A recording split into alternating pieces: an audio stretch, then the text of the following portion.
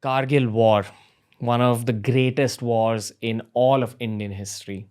Today's episode is a first hand account of the Kargil War, thanks to Colonel Krishnan Srinivasan. Without elaborating much on this particular episode, what I will say is that army episodes are the most exciting TRS episodes, and this is one of the most exciting army episodes that we've recorded. Remember to follow the Ranveer show on Spotify. We're Spotify exclusive now, which means that every episode's available on Spotify 48 hours before it's available anywhere else in the world. And without further ado, this is Colonel Krishnan Srinivasan's story. Enjoy yourselves.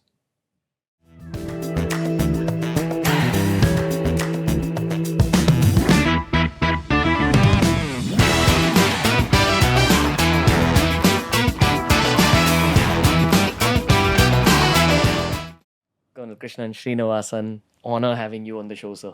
Pleasure, Ranveer. It's, I think entirely my pleasure too. Having a chat up with you, been seeing you on the screen so often. So I guess now it's live for the first time. For an army veteran to say that to me really ticks some of my egoistic personal career boxes. But so with this podcast, these army conversations are the ones I look forward to the most, and I'm dead sure it's the conversations that the audience looks forward to the most. I'm looking forward to it too, and let's see how it goes and how far does it reach. Yeah, sir. So I'm sure you'd be familiar that in pop culture, we don't see too many movies about the Indian Army. We see a lot more movies about the American Army. Yes. And I think Captain Raghu actually told me this. I know you worked with Captain Raghu. Yeah, I did. He said that maybe the one thing the Indian Army is trying to work on nowadays is the branding of it in the public eye. You know, True. that's Yeah. the kind of That's right. that's the box that people are trying to tick lately. And I'm glad that, through YouTube and through this podcasting platform, we're kind of aiding the army Yes. in that with Yeah. that situation. So, but specifically, recently there was a movie called Shershah, Yeah. which I'm sure you've heard of. It's about one Captain Vikram Batra. And I'm getting goose pimples because it's just not heard. Let me say that I was there. Yeah. So this conversation specifically, while we've done a lot of army conversations on the show, we've never had one just about the Kargil War. And we've seen Shershah, we've seen movies like LOC Kargil. Yeah. You only understand the reality about the army up to a certain point. When you're an amateur, when you're a civilian, you understand it through movies. We've not had podcasts like this till 2020, 2021, sir. So I want this episode to be kind of an inside look. Like, what does an army man feel when there's a war just around the corner, when there's such a historic war just around the corner? All right. Okay. Let me just put this, disclaimer. I haven't seen any of these movies, and I have just refused to see them because I feel there's nothing more than actually having been in it live. I don't need somebody else to tell me what happened because I've been through it right from the beginning till the end. So yeah, I mean, this is a time when I was commanding my unit, and we were deployed in the valley. It's close to a place called Baramulla. And one fine day, I just got a call from the headquarters saying, Krish, how many vehicles do you need? And that's how the whole thing, sort of jolted me. I said, sir, for what? So he says, you still haven't got your orders? I said, no. He says, your commander will speak to you and then let me know.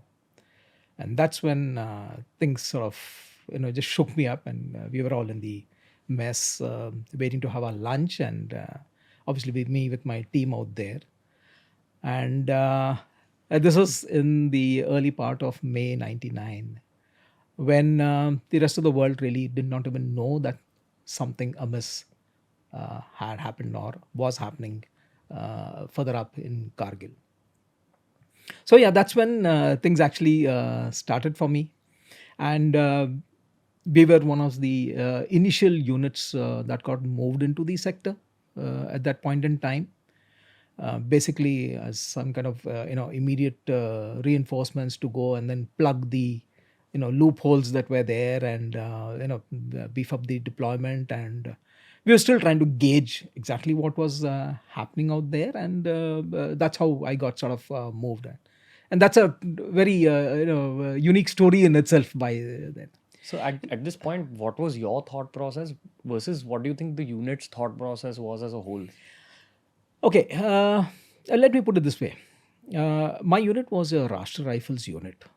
Now, the organization, the structure, the training, the equipment of a Rashtra Rifles unit is basically for counterinsurgency and that kind of a thing. So what is counterinsurgency Okay, for the now audience? basically, I mean, it is you're talking of elements who are picking up arms against the nation.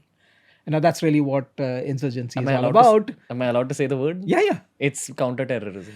Okay, yeah. The next level of insurgency would be terrorism, where the mode of putting a message across, is something more dramatic, and that's how terrorism comes. So initially, in those days, when we used to be talking about it, it was more in the form of what they used to call as a ANE, anti-national elements. Okay. So, and there were insurgents and ANEs and what have you, and the terrorism was a term that got coined a little later, as the enormity of it, sort of sunk in. So, like I was saying, my unit was not really geared up for a move in this classical sense, because when you are deployed in a counterinsurgency, grid, as they say, you have these bases all over, where you have pockets which you're occupying and you dominate that area around. So that's how it is. I don't think there was any time in the history of the Rashtriya Rifles where a unit was asked to upstick overnight and then move to another sector. So that itself was traumatic in that sense.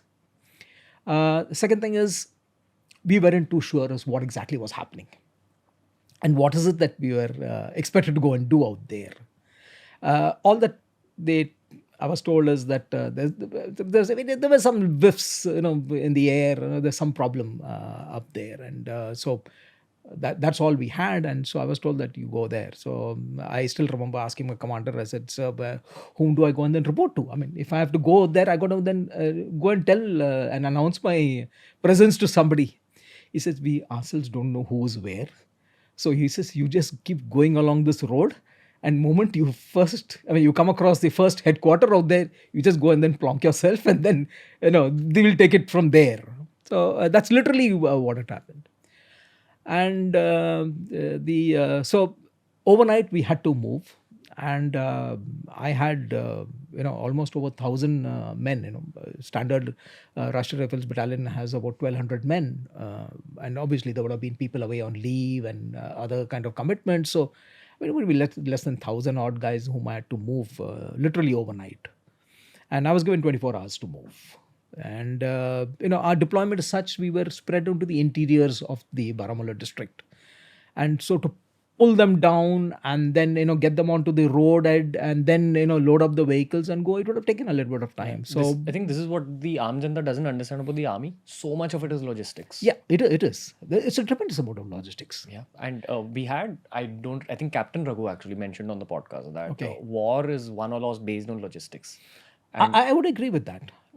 Because ultimately a soldier can do what he can do, but then if he doesn't have the ammunition to respond to a fire, he's a sitting duck literally then. I'm guessing all the food or the backup. The food, okay, fine. You can still survive for a couple of days without food, At the heat of the moment when you are in battle, nobody thinks of hunger or thirst or something of that sort. And of course, it'll bring me to another very interesting anecdote when you're talking about the food when we went in out there. I hope I remember when I come to that part of the story. So literally it was that, which of the company bases which are closer to the road, I said, okay, you guys are the first lot to move. The others will move in 24 hours later. And I just told my senior most company commander, I said, you take the first half of the convoy and then I'll follow up with the second half of the convoy, because we couldn't have gone in one whole group. And 24 hours later, we just wound up, and then the question then came as, how do you sort of fill up the vacuum? By us moving out from there would have been a vacuum created in there. So the neighboring units were told, you just come in and then, just try and then spread out a little bit and then occupy as much of the area and look after it in whatever sense that it was. So for an absolute amateur listener, we have a lot of Gen Z listeners, born after the year 2000, who probably don't know much about the Kargil War situation anyway. So if you could very briefly explain the geopolitical scenario, what had happened, what had caused the Kargil War in terms of what set off these events, and what was the whole war about? Okay, Kargil actually was, if I would say, a little bit of mischief played by the then Pakistani Army Chief, General Pervez Musharraf. Because just before that, we had the then Prime Minister of India, Mr. Vajpayee, meet with the Pakistani Prime Minister Nawaz Sharif, and there was all bonhomie around there. And Musharraf tried to take advantage of that, slight possibly easing off and the friendliness that was prevalent at that time. To basically prove a point. And what came out much later was that even the Pakistani Prime Minister was taken by surprise by all this scheme that General Musharraf had worked out. So his basic intention was to cut off, this part of the north of Zojila and cut off the, Leh Kargil sector entirely by interdicting the highway, and then would probably find a solution for the Kashmir problem in a different method that he was probably trying to adopt. Kind of trying to snatch. Trying to snatch, and then because you see, all these areas are snowbound during the winters. And it's only around in May, June that the roads kind of sort of open up, and we were probably one of the first convoys to cross Zojila, which is snowbound. And so traditionally, all the traffic in the winters come to a standstill, and that's why all these units which are in Kargil and all, they have what we call as winter stocking. They're stocked up for food and fuel and everything else that you need administratively, so that you can take care of yourself during the winters. There were no mobile phones in those days. I mean, they were non-existent. So you were only on the radio sets and VHF communication and moving in, and because we had this STD booths. That was a big thing in those days. Where you would go and then dial in and then pay up your whatever billing that used to come. So those are the only means of communication that you had. And so we moved into Zojila. We crossed Zojila, and we were probably one of the first few convoys that crossed Zojila in the summers. And we came down Zojila, and that is when the first convoy of mine, which had a 24 hours lead time, I wasn't be able to communicate with them, and they had, and I don't know whether to call it a horror story or something of that sort. But then, this is the first time that many of us actually experienced live artillery shelling on you. Now, traditionally, what happens is, along the line of control, we've been always having these skirmishes with the Pakistanis, and they're mostly restricted to small arms exchanges. You mean bullets? Bullets, yeah. Used to file rifles and machine guns and things like that. Those things that we've been having, even in the 80s when we were deployed out there, we used to keep having these, skirmishes with them, and more of exchange of fire that goes on. Rarely did it sort of escalate to the heavier weapons, which is what the artillery is supposed to be. So here we were actually at the receiving end of the artillery. And, in terms of training, we have a process that you are put through, what's known as a battle inoculation, where the sound and feel of actually being under live fire, you experience that.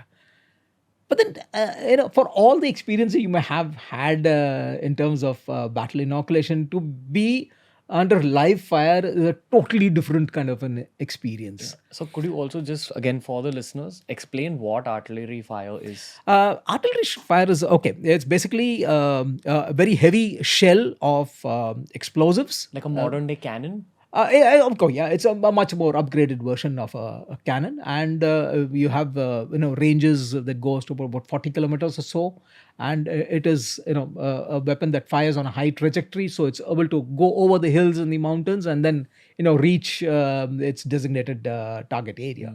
For the sake of bringing up the subject of one, Ajay Jasrotia, he was a soldier who actually lost his life in, I think, right before the Kargil War. There's a scene in the movie where one of the bases is being attacked by artillery fire. And that's where I think the Aam Janta gets to know the power of something like artillery fire I as guess well. so. I guess And I think he had lost his life while saving 6 other army men. Okay. That's also shown in the movie. Okay. Sir, but when you are at the receiving end of it, how do you know it's begun? What's the overall mood? Because I'm sure the soldier inside each of y'all gets turned on. Your, I your guess, training yeah. gets turned on. So, firstly, okay. So what happened was, moment where we were, this entire movement of ours across the Zojila was by day. But the moment we went to the other side, we crossed the hill and then came down from Zojila, we were told that there was a sort of a holding kind of an area, the open space that was there. We told you just park out here.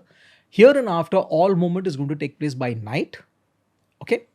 And for obvious reasons, the place was already under shelling by the Pakistanis. And so when you move in a convoy at night, the biggest challenge is there are no lights. You're not allowed to use your headlights. All right. So you're literally feeling your way through darkness when you're going. Now, the guns, they also know that obviously by day if they are watching you in whatever way they do, they can pick you as a target. By night, it's a little difficult. So what they do at night, it's almost like a pre-planned kind of a predictive fire, where they know that these are the spots that they would possibly be on. So at intervals, they'll keep plonking some shells on those areas at that target area, just hoping that they get somebody at that point in time. Because it's not that you're viewing a target and tracking somebody and then targeting that person. You just plonking shells out there and then seeing if you might just get hit lucky. So we have to reach that place, and this is the welcome we got at night. The only advantage I had was I was coming 24 hours later. So my first group that went in the previous day, they experienced it firsthand, and they were able to sort of forewarn me and tell me that this is what it is, and you'll have to do it. So what does the instinct tell you? The moment there's shelling of that sort is, we try to move out of that area as quickly as possible. That's one. And the other thing is, this is all very, very hilly terrain, mountainous, not even hilly, I have to say mountainous terrain. So what you do is, when these shells come in, there's a trajectory of the artillery shells. So if you go and hug the mountainside literally, it's very less chance of you getting hit by a direct shell, unless it's going to drop vertically 90 degrees. Then it's going to be very unlucky or a lucky shot for the other guy. But the point is that you tend to go and hug the mountainside and then tuck yourself in whatever little gaps and spaces that are available, so that you can then protect yourself from a direct hit in that sense. How big is one explosion at that I mean, time? okay. I mean, it'll take you about easily one of the heavier shells will take about 20, 30 meters. Everything will be neutralized. There's nothing that's going to be left out there. And of course, then the shrapnel and all that will sort of spread over 100 odd meters. And if you're in a vehicle and all those things, you can get hit through and through that. So those kind of things, and that's what also causes the damage. I reached Dras, and that is where the headquarters was. That first headquarters that we went in, and then we were then told, deploy yourself here, there, and that whole areas to be covered. And the specific area that was given to me to cover was a valley called the Mashko Valley. Which is emanating from Dras, because there was nobody out there, and there was a suspicion that the intrusion that is taking place is probably headed that way. And Moscow is running parallel to this highway from Srinagar to Leh, and that's the target that they had. And Dras comes on that way, on that particular part of the highway, and that is where they were targeting everything. And of course, now in hindsight, we later on, as things developed, we got to know that they were sitting at Tololing, which is just overlooking Dras. And that is where they were directing all the shelling from. And that's how we sort of got inducted, and we reached out there in the night. And the amazing part of it is, the army was not geared up for a deployment of this kind. We didn't have maps of that area. I still remember that moving from Baramulla to Srinagar and onwards to Dras, I picked up tourist maps, J&K tourist maps, and then use them to sort of find my way up, because at that stage, I mean, there were no maps of the area. And when I reached the headquarters, we literally had parts of the map photocopied and then given to us, and then distributed around for people to use as references.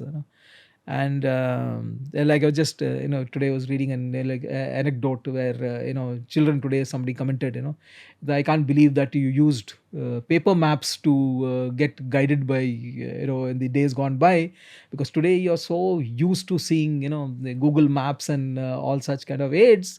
They were non-existent in those days. I mean, at the most you had GPS trackers like the Garmin and things of that sort, which were there, and there's nothing else to it. So the point is, we got inducted literally under fire, and we were blind in that sense. I still remember, if you look at, and we didn't know, there was no guides. I mean, what do you see on a photocopy sheet of a map, and you're told that this is the general direction you go. And when you're traveling by night, there's shelling going on. There's no ambient light. You can't switch on your headlights. And how do you then identify that this is the route that I need to take? Because there's no road that is marked out there. There's no route markings or of anything of that sort. So I still remember I had my medical officer who with me, and then I had given him a few vehicles to command, and then I said, you move on, and I'm just following up after the little bit of briefing. And then we asked them, I said, how? They said the first nala that comes on the left, you get into it, that is Mashko Nala. And if you see the map today, probably you'll probably see it. He had gone into another nala, which is the Sando Nala. I still remember, and these are small little tracks actually. They're not meant for heavy vehicular movement. He took off into that one, which is a totally different tangent. Realized after going some distance that is not the way. There was no place for him to maneuver and then reverse his vehicles and come back. It was, a comedy of errors. And at that point in time, I mean, you were totally flustered, and you didn't know what was happening actually. Just cursing each other and then trying to find your way around out there. I mean, today, of course, I sit back and then I laugh at it. But at that point in time, you just, almost helpless in that sense, when trying to find and gather everybody around, and then... So it's literally, that you see on dark kind of a patch, and then you say, oh yeah, that must be the Nala, and then that's the direction in which you head off. Wow. And that's how you went in out there. And it's only then early morning when the light, ambient light improved, that you then aligned yourself and found where you were. But till that time, you actually had no clue of where you were. And then... the only thing is, I guess, the Lord was kind to us. We got inducted without a single casualty. That helped. And then, of course, my troops were spread out wherever, the perceived gaps that were there, and then to fill up and protect the highway. And so we were deployed out there, and, we pushed everybody up and lugging everything up, and then doing all that. It took a couple of days. So then really, we were obviously spread along the nalas, because the initial information was that there were a lot of militants who had sort of infiltrated. And traditionally, the routes of infiltration are along these, little streams or nalas, as we call them, because that's the pathways that generally go along that. So we'd sort of deployed ourselves to cover all those, little nalas coming from the Pakistani side, and hopefully had got all the areas covered. So after a couple of days, then a little bit of helicopter reconnaissance and all started, because the information started trickling in. The enemy is at these points, etc. That's a different story. Yeah, I mean, that's okay. So that is what it is. So I, along with one more, of the deputy commander of the brigade there, we were then given a helicopter sortie. So they go up in the air and try and see what is happening. So we used to go to the Dras helipad, and then this flying used to be done by day. And the helicopters used to come in from Kargil, because that's where the base was. They come to Dras and pick us up and do a quick reconnaissance, and then drop us back, and then we used to give the report and so on. And that's when I use this analogy. You have a map, and you have this little marker pens that were there, and then on the map you just see the ground, and and there, and then mark out whatever you could see. And typically you used a red mark to indicate where the enemy is, and then blue is your own side. That's how traditional marking is done on the maps. And literally every sortie that I went up in the air and then came down, my red marks on the map used to keep increasing, because I used to keep spotting them on the hilltops everywhere. Wow. And the analogy that I used, to describe that was almost like chicken pox. I mean, you start seeing the red spots, spreading on your body. It is literally that way. The map was almost getting filled by red, spots, indicating where he was. It is almost like chicken pox coming up out there on the map. I think probably at this point you must have realized that it's not just a small problem and something is happening. I mean, so we were. Well, fortunately, unfortunately, whatever, the few guys who were inducted in the initial stages, and or who were already there, and we were the guys who were actually then feeding back the information of the ground realities, when then the picture became much more clearer for the headquarters. You're at the It's brink of something war. much more serious than what was initially estimated. And so we bore the brunt of that, and that's when we suffered our first catch. So then what did we do? We were down in the nalas. So then the next thing that we did is start climbing up the features. They're like the spurs that come out from a feature. And so you're like in the nala, and then you're now climbing up these spurs which are out there, and try and then gauge wherever you went, and then hit the other guy, because you didn't know exactly where he was. And wherever you went and made contact, and that's literally the word we use, you make contact with the enemy, you then try to then bed yourself in that area, protect yourself. And there's no protection there. I mean, there's no bunkers, or there's no shelter out there. There was just mountainous huge rocks. You took shelter behind those rocks and protected yourself, and that was your living area for the days to come. Months to come. Yeah. And what did you have for protection? You then carried sandbags with you, filled up with whatever little bit of sand that you could, and you carried it up there, and those were your protection. And protection was basically from whatever firing that used to take place. There's nothing in terms of overhead protection. You just had a little canvas sheet or something of that sort to protect you from the elements. But then those were the kind of situations that we went and then sort of positioned ourselves. What did you do for food? Food used to that comes with another one. So and actually what did we do then is, the guys who are there, any supply to them of food and water is to take place only by night. And food is one set of meal that is cooked, which is breakfast, lunch and dinner. And that it's one and the same thing. And it just packed up in little tiffin boxes kind of a thing, and along with water. And it's literally other men ferry it to these guys up there. So all this takes place by night. And the point is that there's no privacy out there. I mean, you want to have your daily ablutions also. There is no real space out there. I mean, you go and then walk left and right, you're then exposed to fire. I mean, that's how bad the situation is.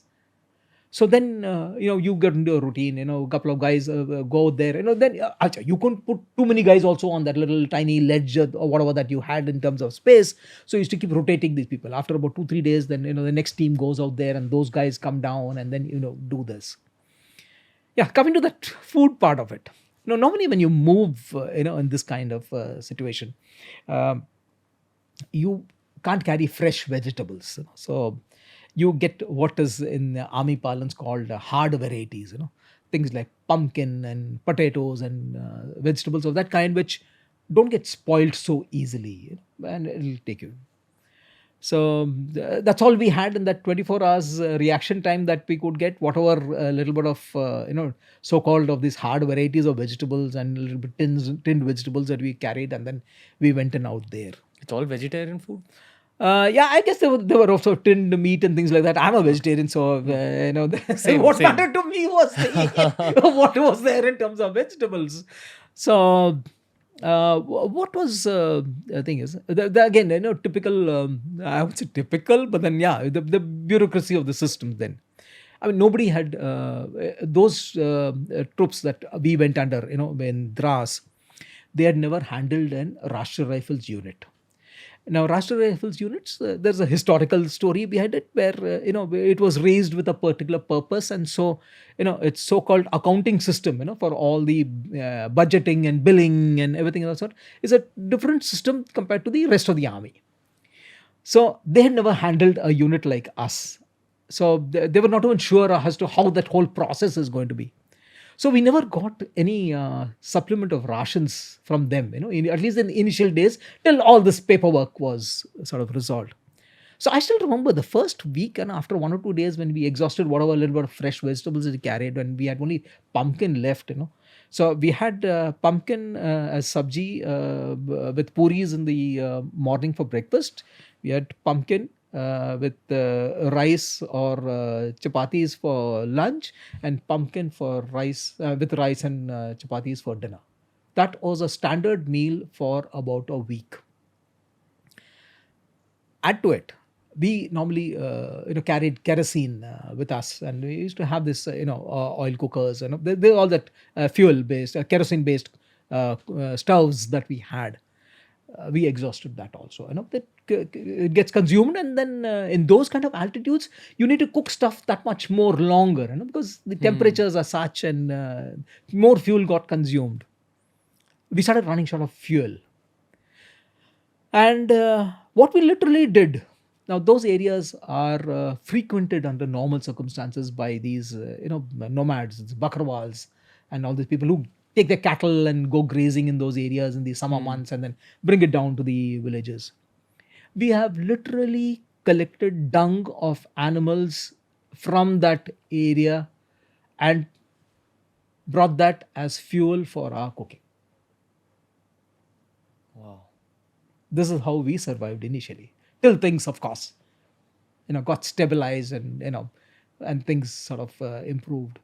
So this was the initial few days, but I'm still trying to gather what it was. And it's only all our, my little helicopter reconnaissance, and that also stopped one fine day when our helicopters got shot at, and so we were then grounded literally in that sense, because after that the helicopters went at such a high ceiling that you really couldn't see anything much on the ground, and so it didn't make sense. And so it was all our patrols that went up on the spurs, and then wherever we went and hit with the guys, we sort of then plonked ourselves, and then built ourselves a little bit of protection, and then stayed on out there till such time they got cleared by 13 Jackraff and 2 Rajraff, and the kind that came up much later in the months of June, July, that it happened. Yeah. So we were there till then, and hanging on, literally hanging on for our lives. How were those guys getting refueled? Like the enemy?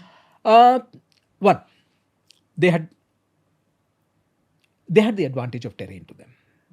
The bases from which they were being maintained were definitely more accessible than where we were. One, they were better prepared for this kind of a thing, so they were well stocked in that sense, and obviously they were better equipped because now history says they procured us so much of Arctic kind of equipment, clothing and stuff like that, which from Switzerland and other Scandinavian countries and things of that kind, which gave them the wherewithal for doing whatever they had planned to do. So they were better prepared. And this is probably across, as in at all the points they've Obviously, taken that over. went on. And these things it's come out in hindsight. At that point in time when we were facing the actions in there.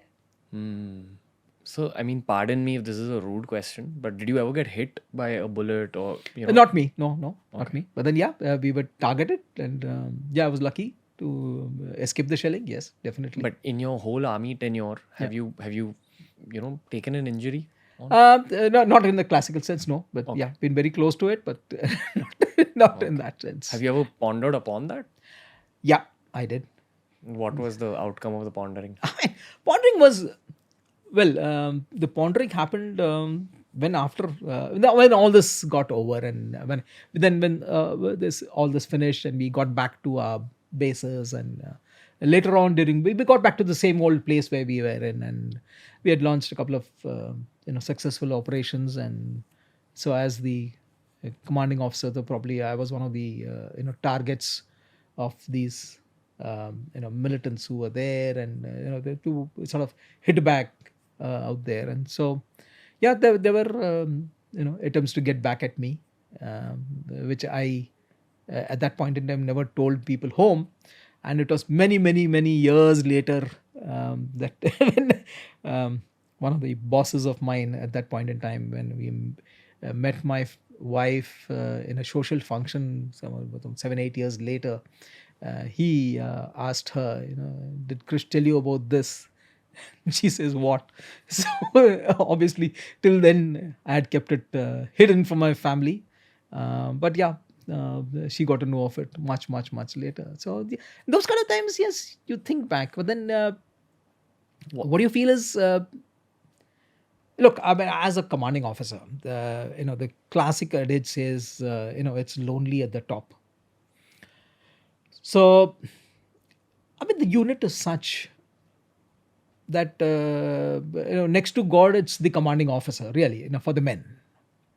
So everybody is looking up to you, and you may be scared. I mean, I definitely, you're also worried and all those things, but you cannot afford to show that to your men, because after all, he's looking up to you for all the guidance and the direction to move on in life. And it will set the tone for the rest. Absolutely.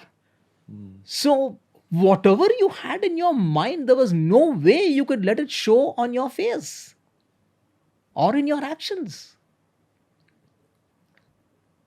And that is where it's sort of I guess, I mean, it's always a challenge to once you reach the top, but to face up to it, these are things that you have to.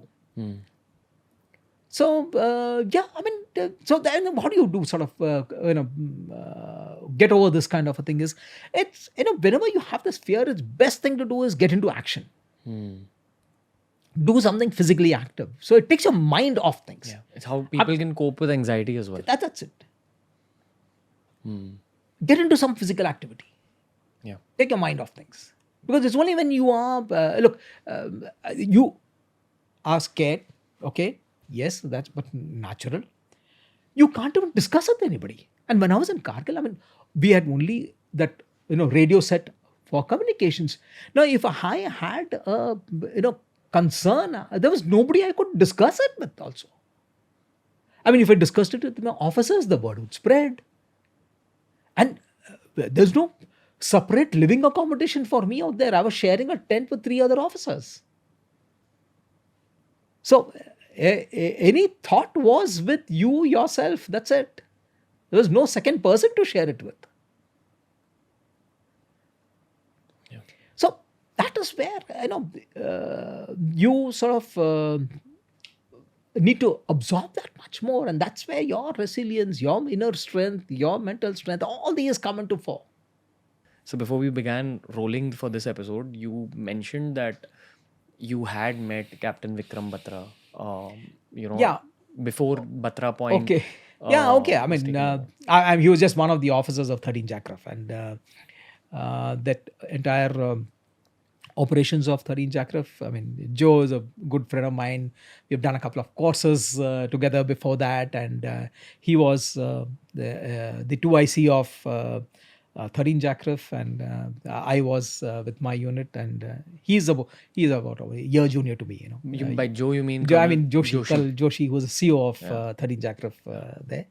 So he was actually the 2IC, and he was by default commanding the unit, much like I was by default commanding my unit. And so we met with the officers, and that particular operations of 13 Jackraff was supported by my unit because we were already in that area of Mashko.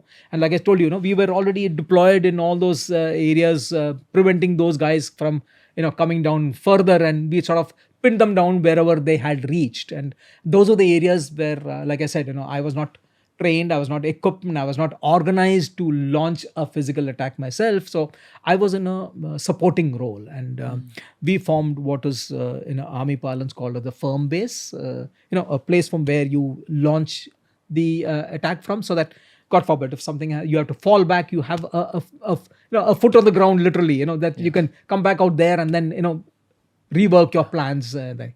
So we were part of the firm base, one. And the other thing that we did, obviously, those altitudes were such that your ability to carry weights is very, very minimal. And there's very limited amount of ammunition that you can carry with you when you go in for an assault of this kind, and especially in those altitudes.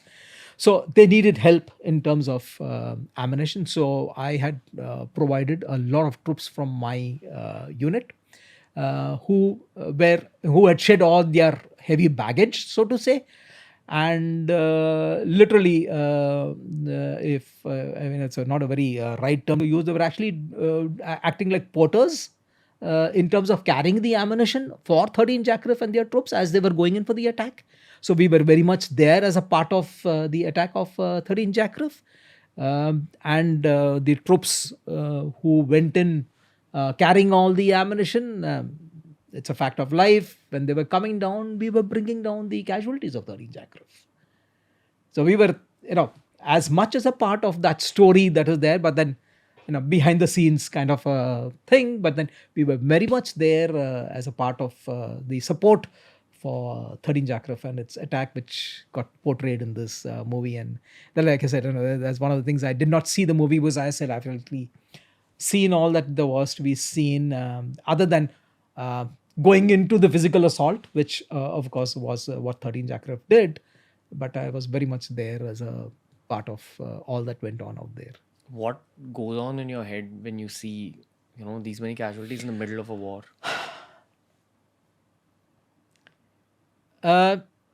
Two feelings. There's obviously a sorrow, because I my own troops also. I've also lost as many as 12 of my Jawans out there due to the shelling and the firing that took place, and a number of them had got injuries also because of that artillery shelling that took place out there. So one is the sadness, that sorrow that is there of somebody getting hit in that sense. The second thing that sort of is a counter to this is that reassurance that there is an organization, there is a system behind you who will take care of these guys who are injured, or take care of their families in case they are not alive to get back to them. That is what is the feelings that you have. There's an assurance, there is a solid system behind you that will ensure my family will get taken care of, irrespective of whether I am there physically or not.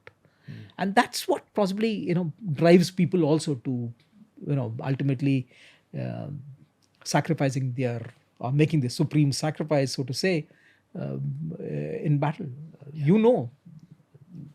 They'll get taken care of. I think this is something a lot of people don't understand, that when there's so many casualties of war, after the battle's over, there have to be people who'll go and pick up the bodies of the casualties, bring them down, find them out. So this response that the Indian army gave the Pakistani army during the war, Yeah. I'm sure there are multiple factors, Yep. be it the bravery of every soldier, be it a strategy. But do you think at its core, the victory happened because of preparation, even though the odds were sort of against us in every battle? Yeah, I mean, preparation at the later stages, yes. Once we got the our the information right, then of course the right plans were made and executed appropriately. And so there was no way, like I was just telling of Ravindranath telling me how 2 Rajarif could not have failed in its. Yeah, of course there were units which attempted and then did not make it the first way, and then then the second wave went in, and then that's but natural process, because fighting at those heights, those mountains, has takes its own toll. So that's the reason why you had so many casualties. Because the fighting had to be done Had with to be. two It was waves. literally and waves. You had to literally, you were scrambling on all fours trying to reach on top. Now you either fire a weapon or you're scrambling on all fours, Yes. or climbing up with ropes that are laid out there with a little team that has gone from behind and trying to cut them off and all those things. So all that is there. It's all part of the training and preparation that ultimately spoke for itself. So this whole conversation for me has been a fantastic sort of understanding, because I remember, I mean, again, as a kid, you're 7 years old, you're 8 years old, your only understanding of war comes from movies. Yeah. You're not even watching the news at that age. So I watched LOC Kargil very fondly, Okay. enjoyed that movie when I was a kid. I kept reading about the Kargil War as I grew up, but this is the first conversation I've had of this sort. So, firstly, from the bottom of my heart, thank you for this description. I'd probably end this particular episode by asking you one last question. Yeah. Which is that at the end of the war, when you know India's won, when you know that the mission is accomplished, and you've seen whatever you've seen, what goes on in your head? I literally, it is what's my next task. Wow. And when the next task came to me even before I was on my way down, the government then it was the end of July when this so-called ceasefire was there, and that is when they said, yeah, look, these guys are not meant to be. The Rashtra Rifles unit is not meant to be out here. Let's relieve them and then pull them out to go back to the old grid that was there. So we were replaced by a different set of troops who were then to be stationed out there on a more permanent basis. We were pulled down, and when I reached Dras, I was told, your next task is ready for you. So I said, what? He says, the government has decided that as symbolic of all that has happened, we will conduct the Amarnath Yatra, which happens normally in the month of August traditionally out there. You have to go and then provide security for the entire stretch of the Amarnath Yatra. And that was my next task that I had. So I never got back home anywhere. I was there onto a totally new situation, trying to then do what was mandated to me. You understand the mindset of a soldier only when you speak to a soldier, sir. Really, I salute you on behalf of the Indian youth, India in general. Okay, that's just a little story. I said it's not like the the story of glory and guts that you normally see in portrayed in movies, or for that matter, highlighted in books and narratives and things like that. Like I said, much like you are the front of all that podcasts that you do. You have so many others who are supporting you in it.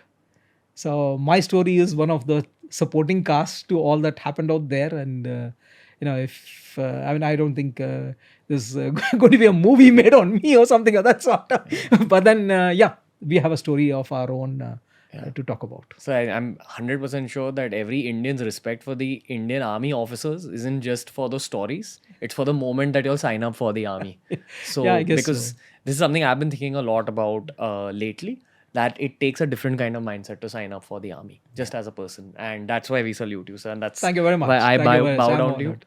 Thanks a lot. I also appreciate you opening up this way on the podcast, sir. Thank you very much. My Hoping pleasure. to have you on the show again, sir. Yeah, we'll continue our conversation, show or otherwise. Thank you, sir. Thank you so much. Thank you very much. That was another Indian Army special of the Ranveer show.